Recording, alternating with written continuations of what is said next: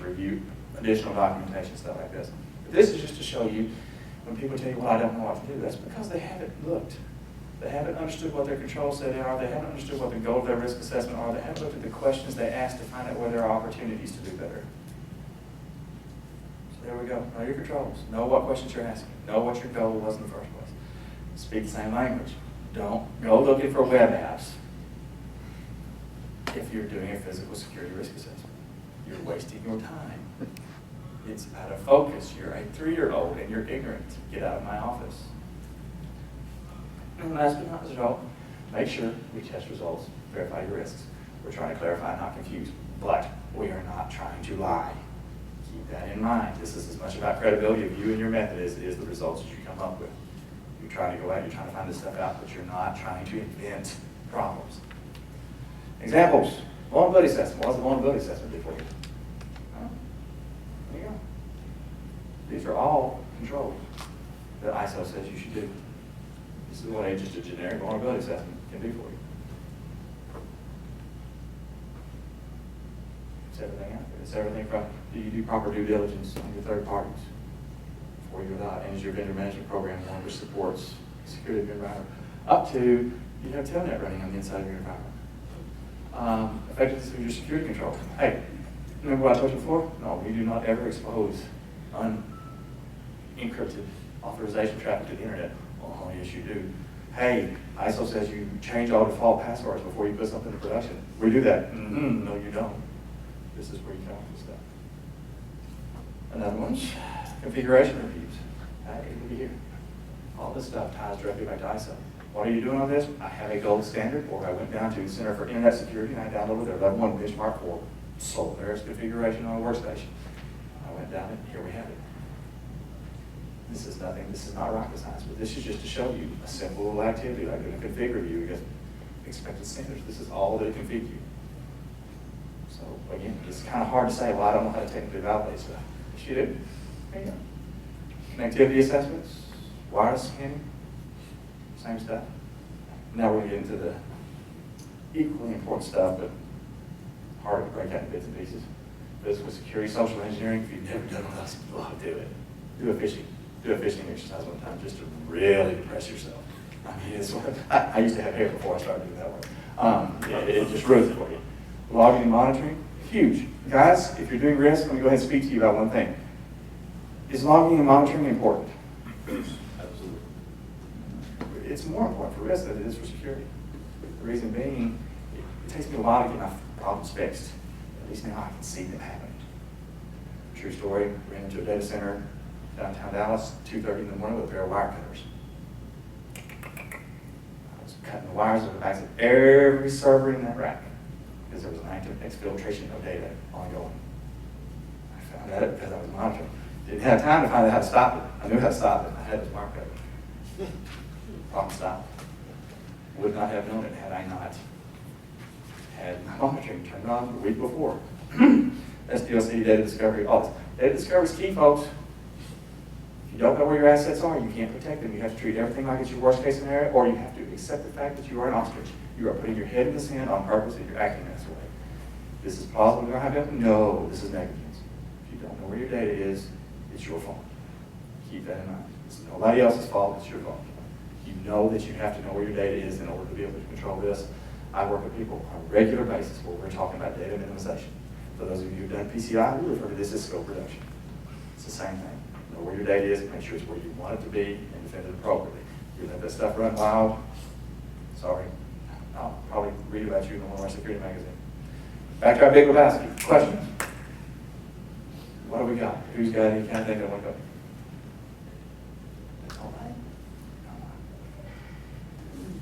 Any other topics around risk you want to talk about? I got a grand total about 7 minutes. I'll be glad to give you my opinion. Yes? Could you just repeat the name of the website you mentioned about going to the configuration? There's a number of tools that are out there. One of the ones that I particularly like, although make sure that you read their website because you're supposed to pay them. It's called the Center for Internet Security. CIS has some incredible benchmarks. Looking in the eyes as I say the following statement. You stay to level 1 benchmarks when you are starting. You go down level 2 because level 2 is better than level 1. You're going to get fired. you're going to break production quick. Level 2 is government level security. Level 1 is just good, basic concerns. And on all of them, as always, do not just go randomly apply them. Take your time, make sure they fit, make sure you map your services, and you don't break them. That's a good one, but I mean, all of your vendors have security configuration hardening guides. I'm just telling you as an auditor, if you tell me my stuff is based off of CIS, okay, congratulations, you just earned credibility in my book. Now we're going to go see if it's actually based on CIS or you read about CIS and that's what you're telling me. It's pretty easy to tell pretty quick, but it is a good set of standards all the way across. Ma'am. So from a business perspective, what are your opinions about looking at from a risk modeling versus threat modeling? Do the same thing you're doing, right? When I first started in risk assessment work, I'll tell you my risk assessment. She's asking what's the difference from a business perspective between risk modeling versus threat modeling.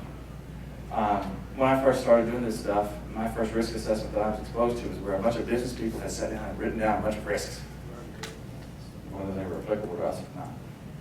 This was for Sarbanes-Oxley, and it passed, by the way. At the end of the day, we go back to that risk training. Asset, threat, controls.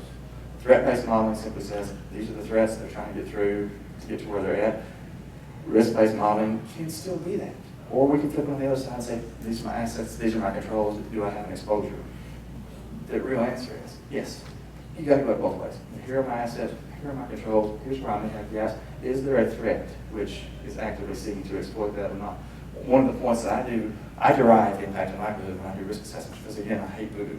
I want to have a process. One of the components that I use to derive is your organization in one form or another more or less disposed to either being exposed to a risk or being able to defend itself from a risk scenario. If you are PETA, congratulations, you are more likely to attack a certain kind of hacker. If you are the government, congratulations, the nation state is coming to play with you. If you're a mom and pop grocery store, blight herders are not your friends. These are the kind of things you need to take into account. If anyone in here has ever looked into FAIR, the FAIR risk methodology, they have an entire piece in there where you slide the scale and determine is this a 10% hacker, is this an 80% hacker, and who can exploit these. So, both.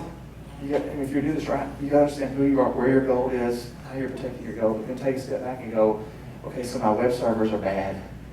Yeah, but they're not attached to anything. They're a level 1 asset. I can lose it all day, and I really don't care if someone hacks it. I'm down for 15 minutes until I restore it. So am I really worried about that as a threat? No. Am I worried about an internal employee who might be a budge through in my database where all my customer data is? No, it is. So that's a different model. However, if I'm Amazon, my web servers matter a whole lot. That's where you have to start doing that sliding threat-based improvement. What else? I touched on something that I'll bring up and support on all you guys. However you determine your likelihood and your impact, however you do it, reduce your voodoo. Get this thing down to where it's repeatable, you can explain it, and it makes sense, because when it comes down to today, and you have a critical risk, why is it a critical risk? Because I say so. Okay. You're a 3-year-old, you're ignorant, get out of my office. Especially if you're going to the CFO or somebody who's been speaking financial risk for years, they want you to be able to prove why you're doing it. So try and find a way to derive at these things. Try and find a way to definitively arrive at these. Don't just say, I think.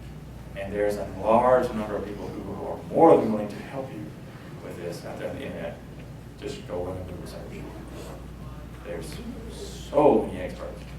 And yes, I'm dripping sarcasm as we speak, so take that on. Anyone else? Anyone else? Thank you. Appreciate